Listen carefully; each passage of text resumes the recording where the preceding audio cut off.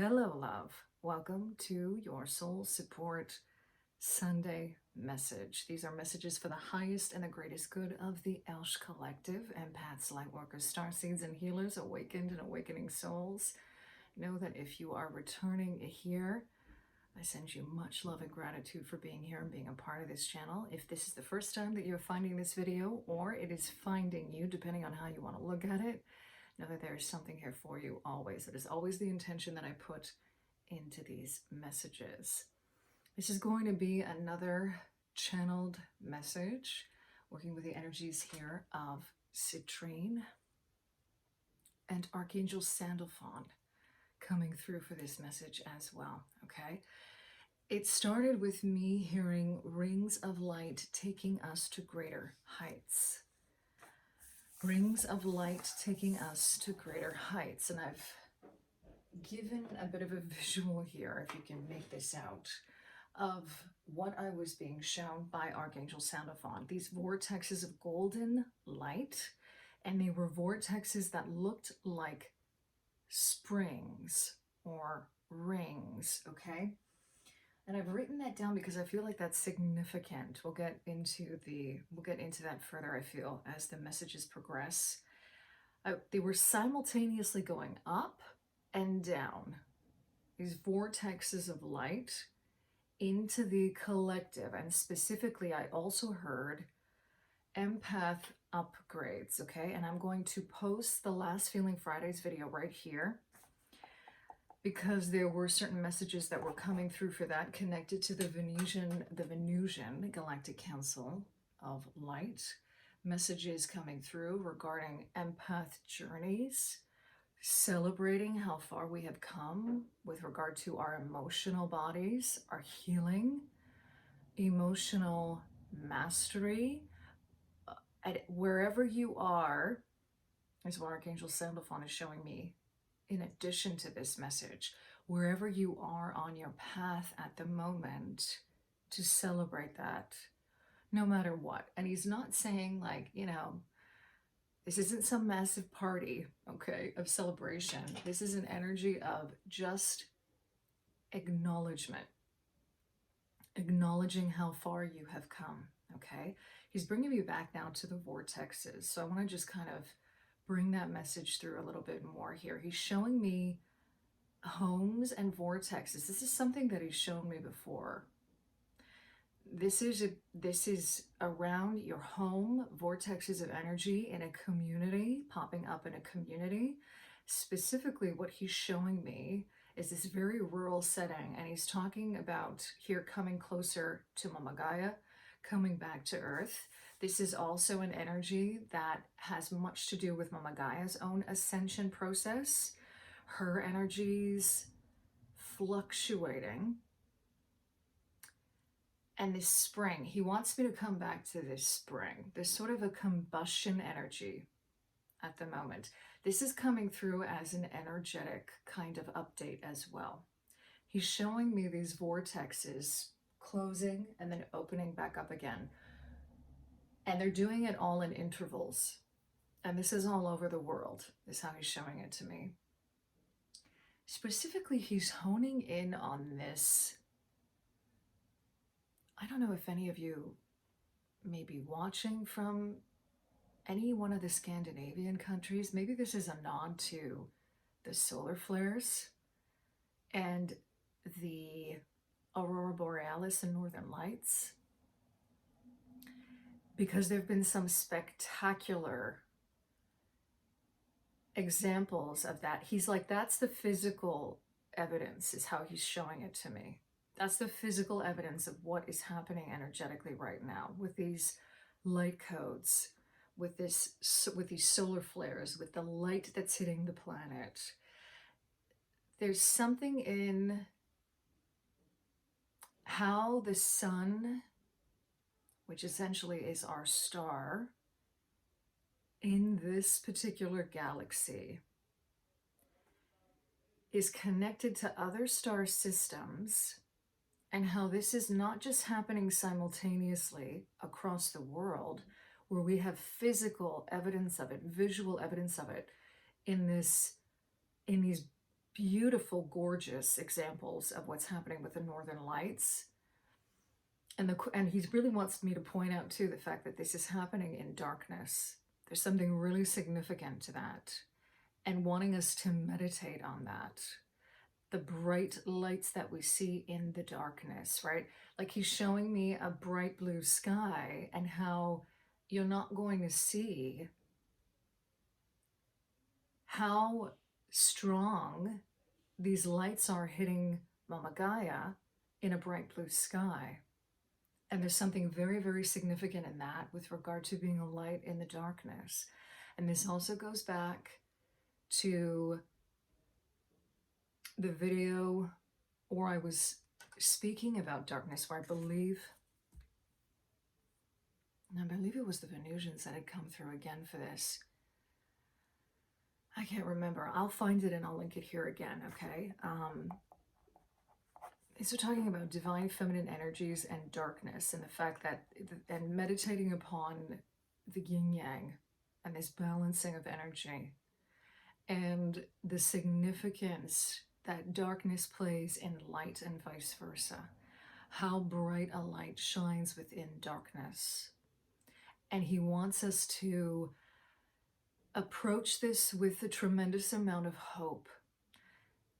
And also, he's really showing me how powerful we are in terms of what we are focusing on. So this could also be a nod to where some of us are emotionally, where some of us are physically, with regard to what's happening with the collective. This is also another confirmation of awakenings. He's giving me the analogy as well of having a dark night of the soul, and that going through feelings of hopelessness, feelings of tremendous grief, feelings of suffering, feelings of confusion, not understanding why this is happening, loss, feeling tremendous loss, seeing the evil that is prevalent in the world at the moment, seemingly, seeing how for many, many years, for thousands of years, there has been a domination of certain energies wanting to have control over us, and how you get to a point, and everybody I feel encounters this on their journey, where you're just like, why is this happening? And there's significance to that, because if you're asking the question, the answers will come. The thing is, he's showing me that sometimes the answers come in ways that perhaps can be difficult for us to accept. And that all depends on where we are at in our journey. He wants me to leave it there, okay? Because this energy can be, he's showing me that this energy can be as heavy as we want it to be. And that the heaviness of the energy, I'm hearing, is ripe for the transmutation. It's ripe for the transmutation. And so much of that has to do with what we are focusing on. He really wants to bring a lot of emphasis here to consciousness, the light of consciousness, okay? The energy of being conscious, the energy of being aware, all right? This is where it comes back to, what are you focusing on? The power of your mind, the expansion of your own consciousness and understanding, and everything that you've experienced up until now. And also the story that you tell yourself. He also wants to address the fact that many of us also need to be aware of any kind of karma that we may be in the process of shedding, transmuting.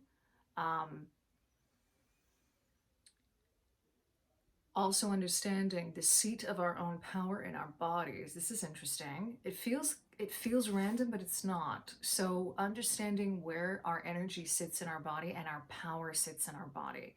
Essentially, he's using sovereignty and power here as synonymously. So where do you feel it in your body? And he specifically wants to point to where are you feeling it in your energetic body, in your energetic centers, in the chakras. Where does the seat of your power, and he's even saying here the seat of your magic, where does it sit? There's something very significant in us being able to identify that, in order to identify also where we may have quote unquote weaknesses or misunderstandings or imbalances, and to gain a deeper understanding of that in ourselves, that they are actually a seat of power. He's also showing me how energy sits on a spectrum. And, in certain Reiki sessions, for example, a Reiki practitioner will pull right up and down your energetic centers, your chakras, to see which chakras are seemingly blocked, right? And we even need to be kind of aware of the words we use around this, because he's showing me that even overactive chakras, right? We have to be aware that they're not always, that can also be an imbalance, an overactive chakra, where we see like the pendulum flinging, like over that particular chakra versus it being completely still. That's also an example of where something might be out of balance, but that's also a potential example of where your energy threshold sits and where your power sits. Okay? For example, having a very, very open, very active heart chakra, for the most part, means you can be incredibly empathic. You also can have lived through, either in this lifetime or in previous lifetimes, tremendous grief. And that swinging of that pendulum and that activity can indicate that you are incredibly sensitive in that particular energy center. But he's saying that doesn't actually mean that it's a weakness. Same with the stillness is how he's showing it to me. We need to know where we can balance these things. And part of this is going back to these rings and these springs, these vortexes of life, and the idea of this condensing and then the combustion of energy. Essentially, what he's really trying to say is to put it really simply, there's a rebalancing at the moment going on when it comes to this, when it comes to our energetic bodies. So how do we tend to that, right? How do we take care of ourselves? Well, we're still, technically what he's showing me is we're still, even with the winter solstice passing here in North America. And interestingly enough, he's giving me the example of the Southern Hemisphere and how now the days are getting shorter in the Southern Hemisphere. Both, he says, are a rebalancing point. So you can always see the solstice energies as some kind of rebalancing. They tend to be more combustive, though, compared to, let's say, the equinoxes. This is interesting. But all 4 points of the year, of the wheel, right, are points of readjustment. They're points of some kind of rebalancing taking place. Right now, this solstice energy, whether you are in the Northern Hemisphere or you are in the Southern Hemisphere, there is this action of this combustion, this compression, and expansion happening at the same time. The energies are very like this. So one moment you may be very like, wee, lovely, light. The next moment you're feeling really dense. That has to do with all of these energies that are hitting Mama Gaia right now. And as always, he's showing me, making sure that we're tending to our physical body when it comes to that. He's showing me a 15-minute practice of relaxation, of deep relaxation, where you tense from head to toe, toe to head, whatever works for you, every single part of your body, and then release it. And he's showing me doing that to healing music, especially attuned to some of the energy centers, the solfeggio frequencies, that may pertain to you specifically. So if you know, for example, you're dealing with the heart, he's showing me a lot of heart space stuff right now, because this is that time of the year, right? So, attuning to those frequencies, I believe it's 432. He's also showing me 528. That could be relevant as well. 639 might be relevant too. Okay, so all of those are the three that I'm seeing right now. And I'm seeing a lot of green energy. So this is green and gold I'm seeing too. So this is kind of connected to the energy of between the heart and the solar plexus. This is also the energy of Archangel Raphael, okay, who you can also call upon to assist you in this. Don't feel like you've missed out, also, is what he's saying to me. If you thought, if the solstice passed and you were busy and you are feeling bad about that, he's like, you haven't missed out on anything. These energies are still prevalent. And he's giving me again the analogy of, just like when there's a full moon, there's about a week period where we really feel those energies strongly. And it still applies to the time that we are in with regard to these solstice energies. Like, as we move into the new year, this is the calendar year, right? These energies are pertaining. He's even showing me till like the 5th of January, right around, interestingly enough, Epiphany. So like 6, 7, 8, around that time. Okay? Really, really wanting us to practice grounding. He's showing me being in nature. He's showing me being with Mama Gaia.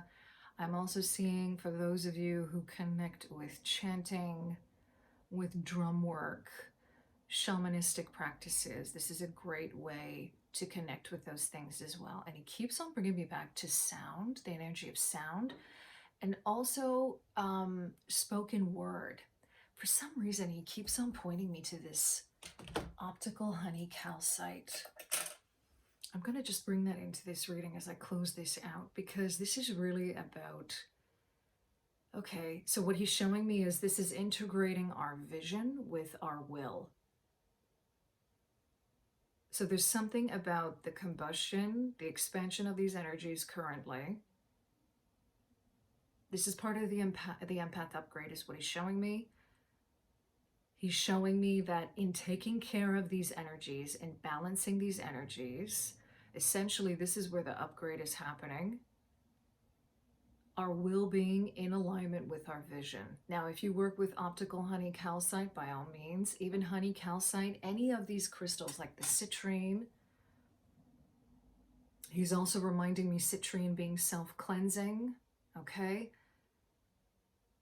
This is connected to your light. This is connected to your energy. Also, it is Christmas Eve when I am filming this, right? The day of Christmas Eve. And pointing me to the fact that the word Christ or Christos and Christmas and all connected is connected to this anointedness again, and the energy of golden light. Specifically is what is showing me here. Meditating on a candle. Connecting with crystals that are golden in energy. The Venusian Galactic Council also wants to reaffirm this, okay? This is a Christed energy. This is an energy of working with Christ consciousness, which inherently, one of the main purposes of Christ energy, again, to put it simply, is to redress a balance. Coming back to this energy of balance. So working with these golden energies and Christed light, if that resonates with you, is also very supportive to us now, okay? I'm going to end this reading there. Thank you, Archangel Sandalphon, for coming through for these messages. Thank you to Spirit. Thank you to the energies of Christ, Christ consciousness. For those of you who celebrate, I am wishing you a beautiful, very merry, loving, love-filled Christmas, and sending blessings to each and every one of you for being here. I thank you so much for spending your time with me, sharing your energy with me in this space, and I'm sending you so much love wherever you are. In love and liberation, always.